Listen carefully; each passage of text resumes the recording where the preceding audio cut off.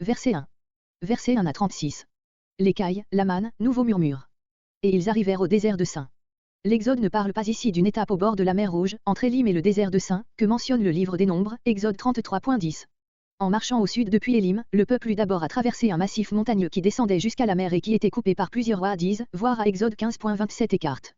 De là il descendit vers la mer, au bord de laquelle il campa, dans la plaine qui entoure le promontoire de Eraes-Sulimé.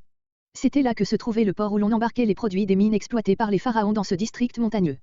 Arrivé à cet endroit de la côte, Moïse pouvait continuer à conduire le peuple vers le sud en suivant le bord de la mer, jusqu'à l'endroit où débouche le wadi différent venant de l'est.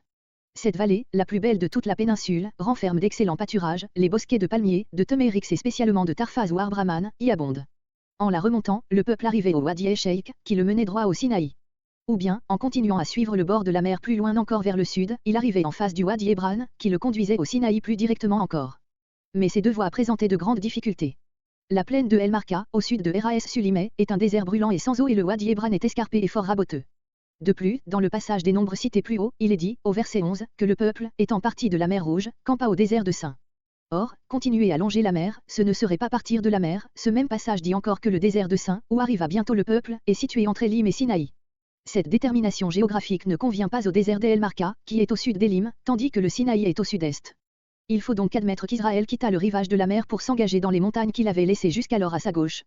L'entrée la plus naturelle dans cette contrée était le wadi Tajijibé qui débouche sur la plaine de Eraes-Sulimé et que le peuple avait déjà suivi quelque temps en descendant jusqu'à la mer.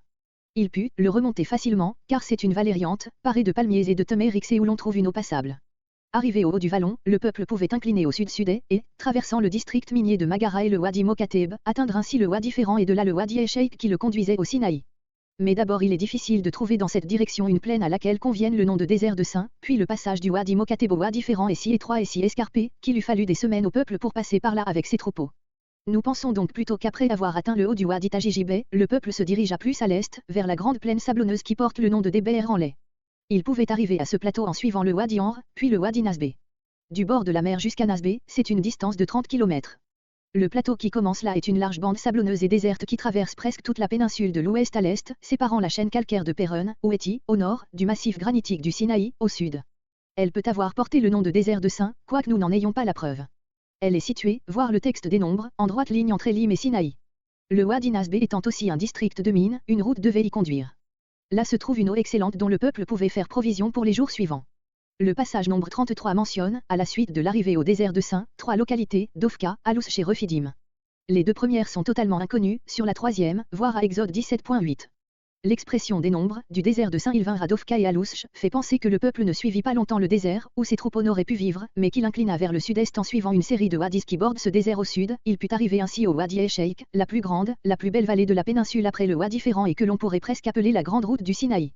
De l'entrée du désert de Sin à celle du wadi Esheik, il faut compter environ 60 km et de là à la plaine d'Er-Raa, au pied du Sinaï, 40 km.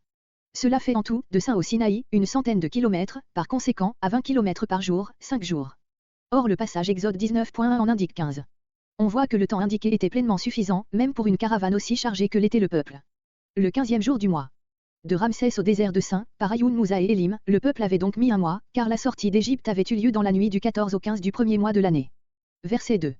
Verset 2 à 12 murmures du peuple. Toute l'assemblée murmura. Les provisions de bouche étaient épuisées, à la fatigue s'ajoutait le tourment de la faim, car le peuple ne pouvait songer à se défaire de ses troupeaux. Les murmures s'adressaient à Moïse et Aaron comme s'il avait agi de leur chef et par ambition. Les mots toute l'assemblée semblent indiquer un mécontentement plus général encore que Exode 15.24. Verset 3. Que ne sommes-nous morts? Il eût mieux valu passer tout droit de cette vie d'abondance à la mort, comme les premiers-nés des Égyptiens dans la nuit de la Pâque. Les mots, de la main de l'Éternel, indiquent un coup violent et surnaturel. Devant les pots de viande. Le souvenir de l'Égypte commence à s'embellir pour eux du charme de la distance, comparé Nombre 11.5, où l'illusion apparaît plus complète encore. Verset 4. À Moïse. Plus qu'aucun autre, il avait besoin d'être soutenu, car c'était lui qui portait la plus grosse part de responsabilité dans cette grande entreprise. Afin que je l'éprouve. Dieu ne veut pas encore punir Israël de son manque de foi, il ne veut que l'éprouver, en lui donnant sa nourriture jour par jour, sans que jamais il en reste rien pour le lendemain, afin de le faire grandir spirituellement à cette école quotidienne de confiance et d'obéissance. Verset 5. Et il y en aura le double. C'est ici une exception au jour par jour, du verset 4. En ce jour-là seulement ils recevront extraordinairement le pain du lendemain. Le motif de cette exception ressortira plus tard, le repos du 7e jour serait troublé par la récolte de la manne, voire au verset 23 à 30. Verset 6. Ce soir vous saurez, par l'arrivée d'Écaille, verset 13. Il paraît clairement par la fin du verset que le peuple accusait Moïse de les avoir fait sortir d'Égypte sans la volonté de l'Éternel. Verset 7.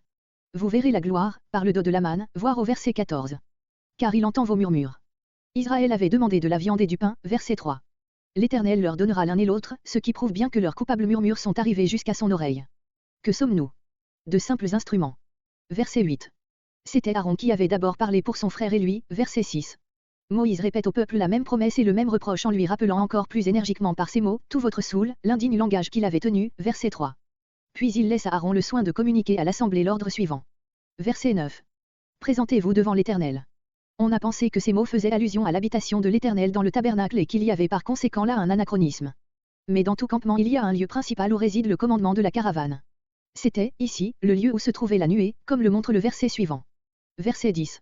À la parole d'Aaron, tout le peuple détourne ses yeux du camp pour les tourner vers la nuée qui était en tête, du côté de la contrée déserte où l'on s'avançait. La gloire de l'Éternel apparut. En voyant chaque jour la colonne de nuée, le peuple s'était habitué à l'envisager comme quelque chose de naturel. C'est pourquoi elle prend en ce moment un aspect extraordinaire et menaçant, elle resplendit d'un éclat particulier, comparé Lévitique 10.2. Avant de montrer sa gloire en satisfaisant les vues du peuple, verset 7, Dieu la montre par cette apparition saisissante, afin que le peuple comprenne bien de qui viendra l'exaucement et quelle responsabilité il encourt en se révoltant contre celui qui daigne le conduire. Verset 11.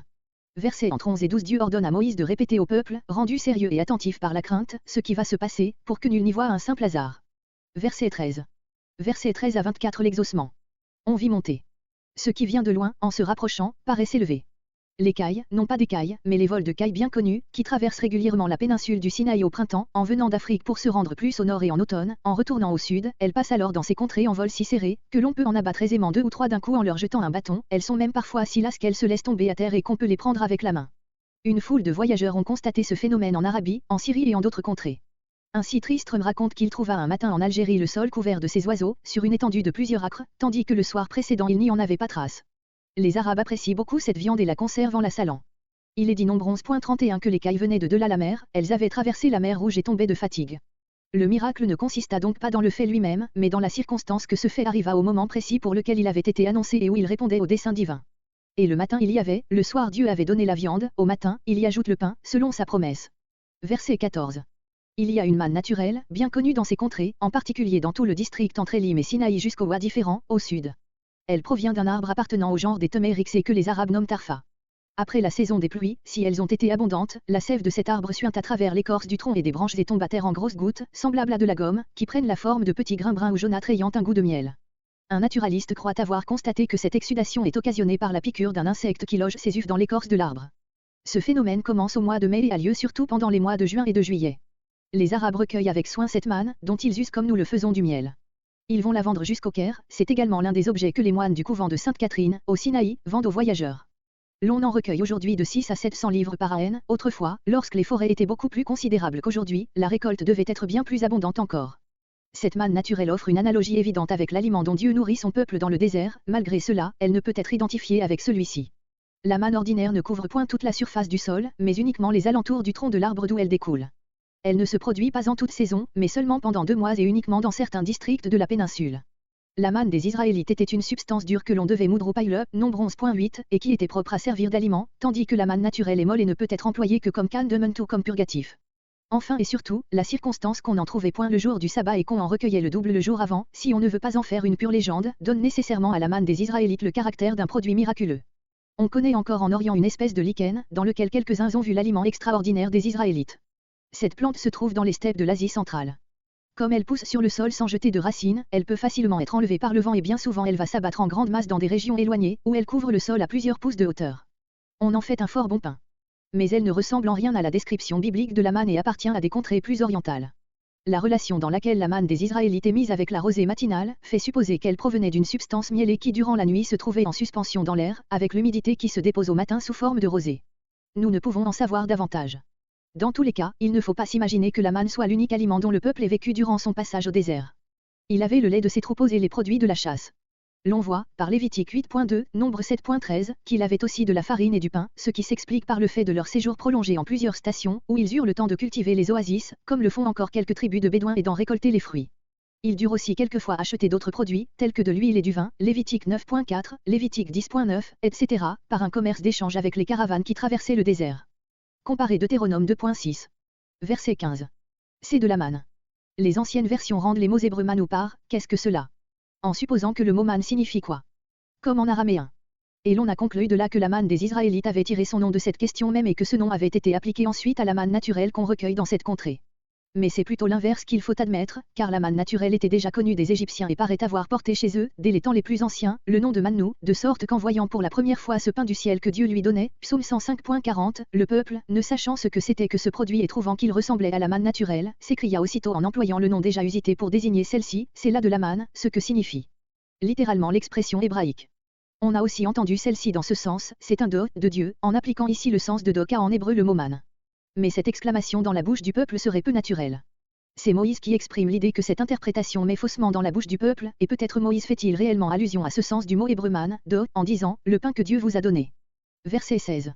Un homère par tête. Un homère contenait à peu près 2 à 3 litres, ce qui n'est pas trop pour 24 heures. Chacun en prendra. Une personne par famille devait aller recueillir la manne pour les autres. Verset 17. Les uns beaucoup. Chacun en recueillait plus ou moins, selon que sa famille était plus ou moins nombreuse. Verset 18. Les anciens interprètes juifs ont vu ici un nouveau miracle, comme si la portion recueillie par chacun s'était accrue ou diminuée surnaturellement pendant le retour du désert au camp, de sorte qu'à l'arrivée il se trouvait qu'il y avait exactement un homère par personne dans chaque famille. Le récit ne contient rien d'aussi fantastique.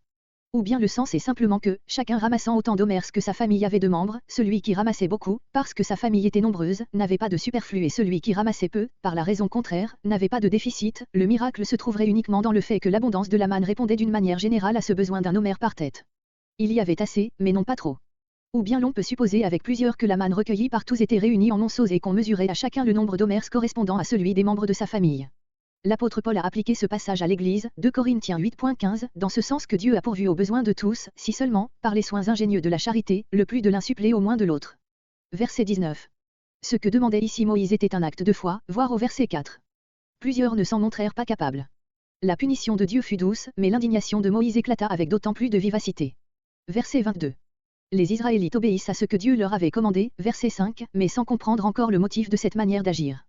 Leurs chefs vont donc interroger Moïse sur la raison de cet ordre qu'il a donné et celui-ci le leur explique par le caractère sabbatique du jour suivant. Verset 23. Le mot de sabbat, qui désigne proprement la cessation de travail, apparaît ici pour la première fois. Au moment où Israël cesse d'être une simple famille et où il devient un peuple, l'Éternel veut faire entrer dans ses murets nationales la pratique si importante du repos du 7e jour. La base de cette institution avait été posée dès longtemps dans le repos divin Genèse 2.3, dont la tradition s'était conservée. Mais cette connaissance traditionnelle n'avait pas encore été appliquée, comme elle devait l'être, à la vie du peuple. C'est ce que Dieu fait comprendre par la disposition relative à la manne, préparant ainsi le commandement positif qui sera donné bientôt dans le Décalogue. Voir encore à Exode 20.8 et suivant. Verset 25. Verset 25 à 30 nouvelle désobéissance d'une partie du peuple. Manquant de foi et de soumission à la parole de Moïse, plusieurs s'en vont chercher de la manne au désert le matin du sabbat. Ils ne sont punis encore cette fois, que par l'inutilité de cette tentative et par la réprimande de Moïse. Mais ce fait donne lieu à la défense, qui fut plus tard exactement réglementée par les rabbins, de marcher au-delà d'une certaine distance le jour du sabbat. Verset 31. Versets 31 à 36. Tout ce qui suit jusqu'à la fin du chapitre est une note explicative ajoutée au récit qui précède. L'auteur y a réuni tous les renseignements intéressants relatifs à la manne. Graines de coriandre. Cette plante est une ombellifère très aromatique, dont les graines sèches ont un goût agréable. Comparez Nombre 10.7. Verset 32. Cet ordre ne peut avoir été donné ou du moins exécuté en ce moment où le tabernacle et l'arche n'existaient pas encore, verset 34. C'est donc encore ici une notice insérée à l'occasion de la première apparition de la manne. Verset 33. Une cruche. Le mot hébreu désigne proprement un de ces vases de terre poreuse dont on se sert dans les pays chauds pour rafraîchir l'eau. D'après Hébreux 9.4, c'était un vase d'or. Verset 35. Autre notice semblable à la précédente, comparez Josué 5.12. Verset 36. L'homère, étant la 10e partie de l'épha, contenait 2 litres, si l'on part des données des rabbins et 3 ou 4, si l'on prend pour base celle de Joseph. Il ne faut pas confondre l'homère avec le homer ou chômeur, Lévitique 27.16 et ailleurs, qui contenait 10 éphas. C'est le même rapport qu'entre le décilitre et le décalitre.